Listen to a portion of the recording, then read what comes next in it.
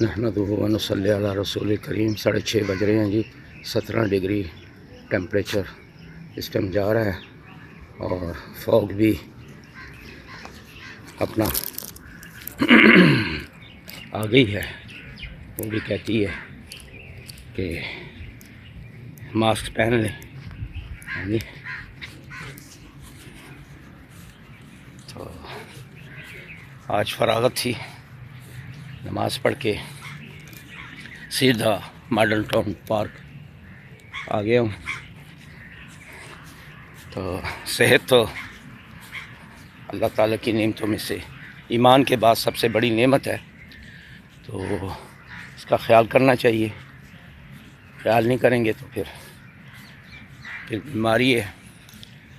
تو میں آج یہ بات کرنا چاہ رہا تھا کہ دنیا گیو اینڈ ٹیک ہے. دنیا کیا ہے؟ Give and take.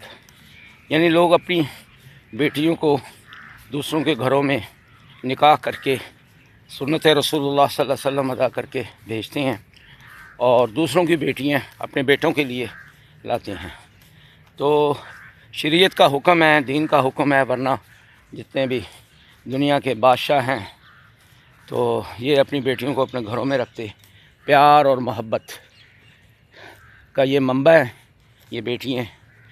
تو کچھ مائیں جذباتی ہوتی ہیں، جب اپنی بیٹی کو رخصت کرتی ہیں تو جذبات میں آ جاتی ہیں.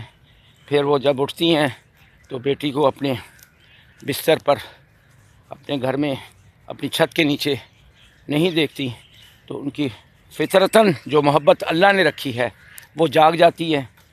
تو پھر ہوتا کیا ہے؟ ہوتا یہ ہے کہ نفس تکڑا ہو جاتا ہے. نفس کہتا ہے پھر بیٹی کو گھر لاؤ، ہاں جی، جبکہ وہ دوسرے گھر میں ایڈجسٹ ہو رہی ہوتی ہے. ہاں جی، کیونکہ جتنے بھی وہاں کے فیملی ممبر ہوتے ہیں سب کی اپنی اپنی نفسیات ہوتی ہیں. وہ سمجھ رہی ہوتی ہے کہ کون کیسا ہے اور کس سے کس طرح ڈیل کرنی ہے. اور کیونکہ اصل گھر تو اسی کا ہوتا ہے، لیکن اس کو ایکسیپٹ کرتے ہوئے تھوڑا سا ٹائم لگتا ہے. تو میری ماؤں بہنوں سے درخواست ہے کہ گیو اینڈ ٹیک کا یہی مطلب ہوتا ہے کہ وہ ٹھگ کے لے گیا، وہ کھس کے لے گیا.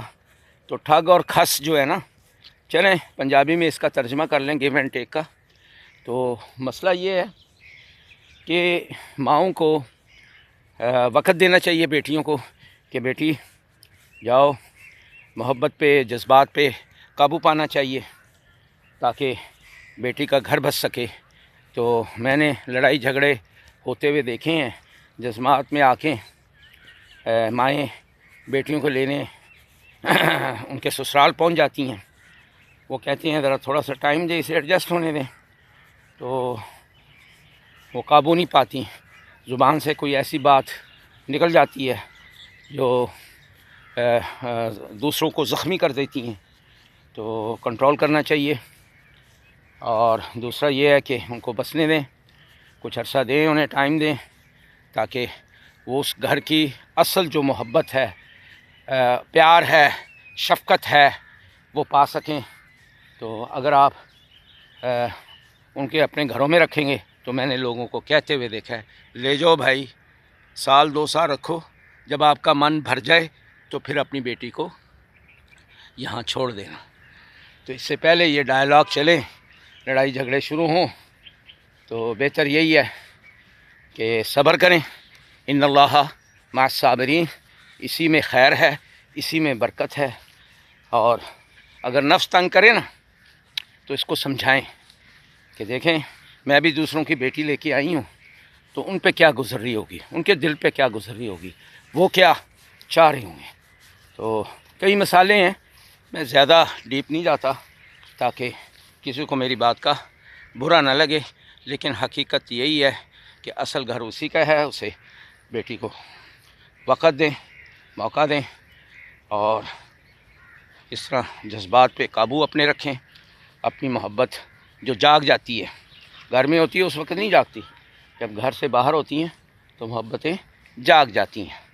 پھر محبتیں جگانے کے لیے پھر لوگ بھی کہتے ہیں کہ لے جاؤ بھائی، سال 2 سال رکھو، جب دل بھر جائے پھر اس کو بھیج دینا۔ جی غور کیجیے گا، مائنڈ نہ کیجیے گا۔ السلام علیکم ورحمۃ اللہ وبرکاتہ۔